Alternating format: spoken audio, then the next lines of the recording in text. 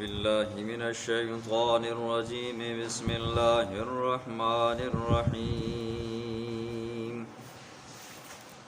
وإذ غدوت من أهلك تبوئ المؤمنين مقاعد للقتال والله سميع عليم إذ همت طائفتان منكم أن تفشلا والله وليهما وعلى الله فليتوكل المؤمنون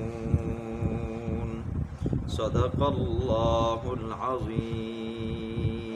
ان آیات کی تشریح سننے سے پہلے جنگ احد کا مختصر حال سنیں۔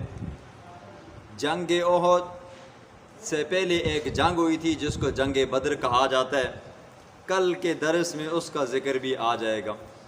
جنگ بدر کے اندر کفار کے 70 سردار مردار ہوئے اور 70 قیدی ہوئے، تو مشرکین مکہ کو جب یہ بات پتہ چلی تو ان کے اندر انتقام کی وہ دشمنی پیدا ہوئی۔ انہوں نے کہا کہ اب ہم نے ہر حال میں بدلہ لینا ہے، کیونکہ یہ پہلی لڑائی تھی، یا یوں سمجھیں کہ یہ پہلا عذاب الہی تھا، اور عذاب الہی کی پہلی قسط تھی جو مشرکین مکہ کے اوپر نازل ہوئی، تو اس کے اندر انہوں نے شکست کھائی۔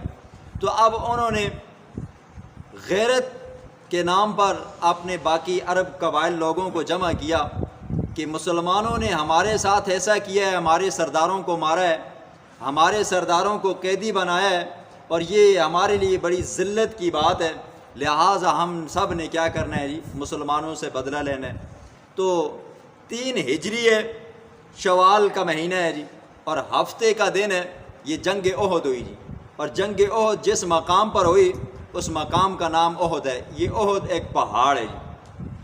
اب ہوا یوں، 3 ہجری کو مشرکین مکہ نے یہ اعلان کیا اپنے باقی عرب قبائل کو لے کر کہ ہم نے مسلمانوں کے اوپر چڑھائی کرنی ہے، مدینہ طیبہ کے اوپر چڑھائی کرنی ہے، تو لہٰذا اب نکلنے والے ہیں۔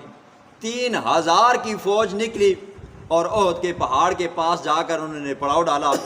اللہ کے پیغمبر کو جب یہ خبر پہنچی، حضور صلی اللہ علیہ وسلم نے اپنے صحابہ کو جمع فرمایا، اور جمع فرمانے کے بعد حضور اکرم صلی اللہ علیہ وسلم نے مشورہ کیا جی۔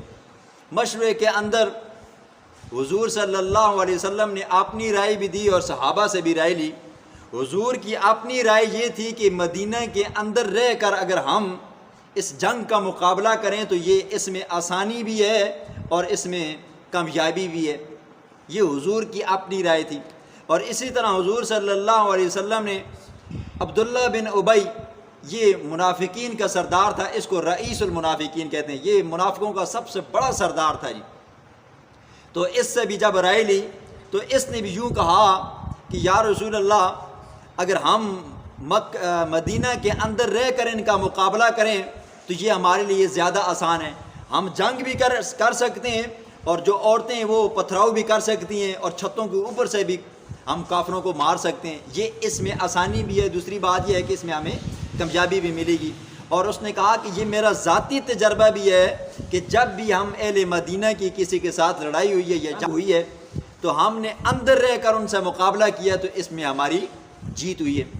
اب حضور صلی اللہ علیہ وسلم نے صحابہ سے مشورہ لیا، جو کبار صحابہ تھے، بڑی بڑی عمروں کے صحابہ تھے، تو ان صحابہ نے کہا یا رسول اللہ، مدینے سے باہر نکل کر ہم نے کیا کرنا ہے جی، مقابلہ کرنا ہے۔ اسی طرح کچھ پرجوش صحابہ بھی تھے، نوجوان صحابہ تھے، اور کچھ وہ صحابہ تھے جو جنگ بدر کے اندر شریک نہ ہو سکے تھے۔ انہوں نے کہا یا رسول اللہ، اب موقع ملا ہے، اب باہر نکل کر ان کی پھینٹی لگانی ہے۔ تو حضور صلی اللہ علیہ وسلم مجمع سے اٹھے اور اپنے گھر کے اندر چلے گئے، اور گھر سے جب باہر نکلے تو حضور صلی اللہ علیہ وسلم نے اپنے جسم کے اوپر جنگ کا سامان پہنا ہوا تھا، زرہ پہنا ہوا تھا حضور صلی اللہ علیہ وسلم نے۔ تو صحابہ آپس میں تھوڑا سا پریشان بھی ہوئے کہ حضور کی رائے یہ تھی کہ ہم مدینے کے اندر رہ کر جنگ کریں، تو ہو سکتا ہے کہ حضور کو ہمارا مشورہ پسند نہ آیا ہو. تو حضور نے فرمایا میرے صحابہ بات یہ نہیں ہے، اب میں نے زرہ پہن لی ہے اور کسی پیغمبر کے لیے یہ جائز نہیں ہے کہ وہ زرہ اور سامان جنگ پہن کر گھر سے نکل جائے اور بغیر جنگ کیے اتار دے، یہ کسی پیغمبر کے لیے جائز نہیں ہے، لہٰذا چل پڑو جی. تعداد 1000 تھی جی. ان میں سے 700 صحابہ وہ تھے جو پکے مخلص صحابہ تھے، اور 300 جو تھے یہ عبداللہ بن ابی جو تھا نا جی منافق، یہ اس کے بندے تھے. اب چل پڑے، یہاں سے نکل پڑے، احد کے پہاڑ کے پاس پہنچے. جب وہ بالکل عین جنگ کے جگہ پر پہنچے تو وہ جو منافق تھا، کافر تھا، اس نے کہا کہ میری رائے تو مانی نہیں گئی اور یہ جنگ کے اندر اپنے آپ کو خام خواہ ہم نے قتل کروانا ہے، لہٰذا ہم کیا کرتے ہیں جی، واپس جاتے ہیں جی. حضور صلی اللہ علیہ وسلم کے جانثار صحابہ میں سے 2 انصار کے قبیلے، بنو سلمہ اور بنو حارثہ کے یہ 2 قبیلے تھے.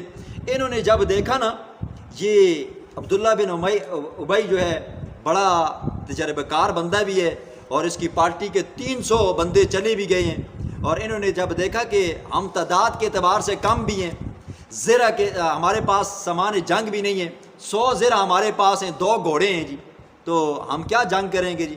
تو یہ بنو حارثہ اور بنو سلمہ کے لوگوں نے دیکھا اور دل کے اندر یہ بات آئی، خیال اور وسوسہ آیا کہ لہٰذا ہمیں بھی واپس جانا چاہیے. اللہ فرماتے ہیں نہیں، ایسا کیسے ہو سکتا ہے، واللہ ولیہما، اللہ تو کیا ہے جی ان 2 گروہوں کا دوست تھا جی. تو اللہ جس کا دوست ہو تو وہ وسوسہ تو آتا ہے، بندہ جب سامنے دیکھتا ہے تو دیکھنے کے بعد بندوں کا خیال آتا ہے تعداد زیادہ ہے، اسلحہ زیادہ ہے، اور اسی طرح گھوڑے ان کے پاس زیادہ ہیں، اونٹ زیادہ ہیں، اور ہو سکتا ہے کہ ہم شکست کھا جائیں.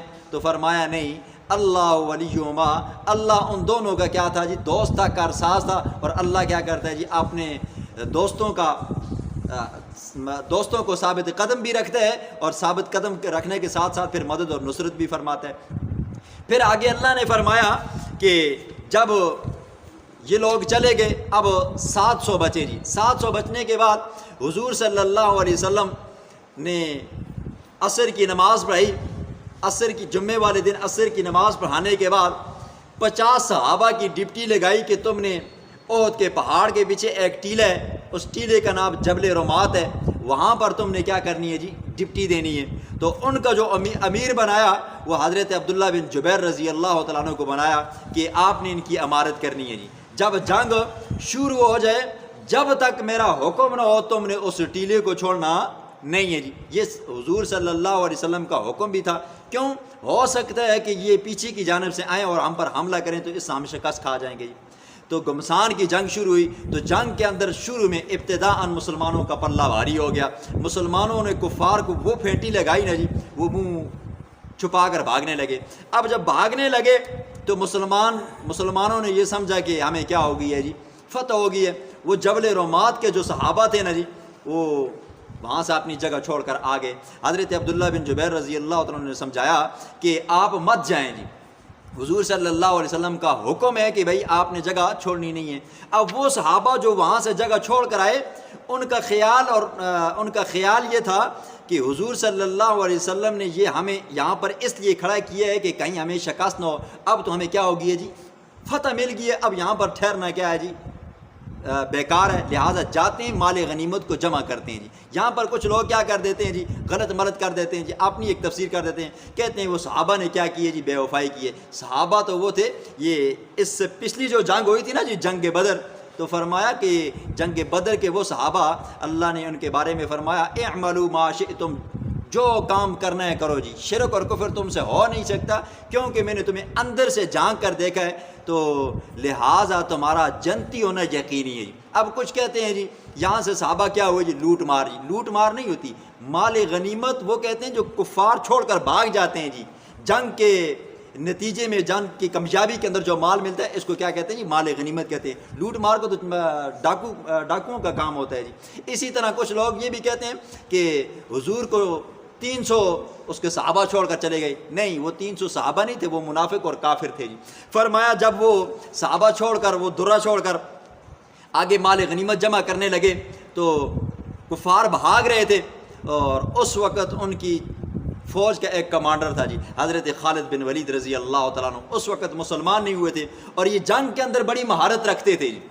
یہ انہوں نے موقع دیکھا اور دیکھنے کے بعد یہ پاسا پلٹا. انہوں نے پہاڑی کی پیچھے کی جانب سے آئے، جو صحابہ وہاں سے جگہ چھوڑ دیے تھے انہوں نے جگہ خالی دیکھی، اور جو صحابہ وہاں پر تھے کچھ کو زخمی کر دیا، کچھ کو شہید کر دیا جی، کچھ ان کا مقابلہ نہ کر سکے. اور وہاں سے خالد بن ولید رضی اللہ تعالیٰ عنہ جب کفر کی حالت میں تھے تو صحابہ کے وہ ٹوٹ پڑے اور انہوں نے پیچھے سے آواز لگائی ہم آ چکے ہیں. اب وہ جو کفار آگے بھاگ رہے تھے وہ بھی پیچھے پلٹے جی.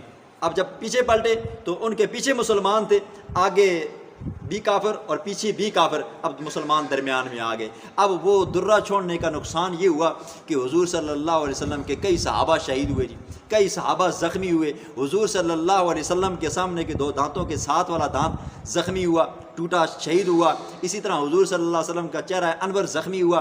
حضور صلی اللہ علیہ وسلم کے چہرہ انور کے اندر 2 کڑیاں زرہ کی پھنسی اور حضرت ابو عبیدہ بن جراح رضی اللہ تعالیٰ عنہ نے اپنے دانتوں سے نکالی جی. صحابہ کیسے تھے جی؟ صحابہ وہ تھے، حضرت ابو عبیدہ بن جراح رضی اللہ تعالیٰ عنہ نے وہ کڑیاں اپنے دانتوں کے ساتھ جب نکالنے لگے تو ان کے 2 دانت بھی ٹوٹ چکے تھے جی. یہ ہے جی. پھر حضور صلی اللہ علیہ وسلم کا دفاع کرتے رہے صحابہ، کچھ صحابہ زخمی ہوتے رہے، کچھ شہید ہوتے رہے، لیکن حضور کے اوپر آنچ نہیں آنے دی. یہ مختصر سا حال تھا جو اللہ نے بیان فرمایا. کہ احد کو بیان کرنے کا مقصد کیا تھا؟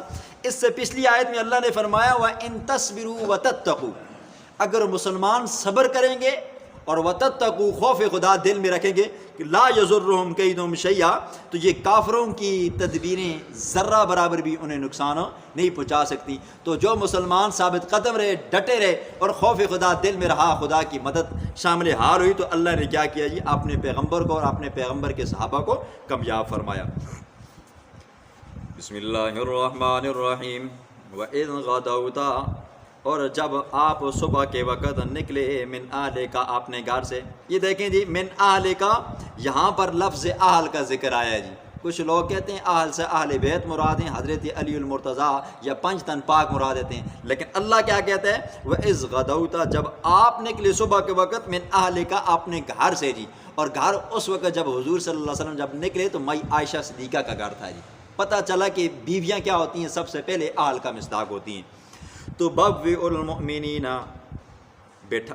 دکھا رہے تھے مومنوں کو مقاعد للقتال، جنگ کے ٹھکانوں کی جگہ. واللہ سمیع علیم، اور اللہ رب العزت سننے والا تھا. اللہ رب العزت اس وقت تمہاری ساری باتوں کو سن بھی رہا تھا، علیم جان بھی رہا تھا. اذ ہمت طائفتان، جب ارادہ کیا طائفتان 2 گروہوں نے، بنو سلمہ اور بنو حارثہ نے، منکم تم میں سے، ان تفشلا، یہ کہ وہ ہمت ہار جائیں یا یہ کہ وہ بزدلی دکھائیں. دل میں خیال اور وسوسہ آیا، واللہ ولیہما، اور اللہ ان دونوں کا بھی کیا تھا جی؟ ولی تھا، کارساز تھا، مولا تھا. وہ کب ہمت ہارنے دیتا تھا. وعلی اللہ فلیتوکل المؤمنون، چاہیے کہ مومنوں کو ہر وقت اپنے رب کے اوپر بھروسہ کرنا چاہیے.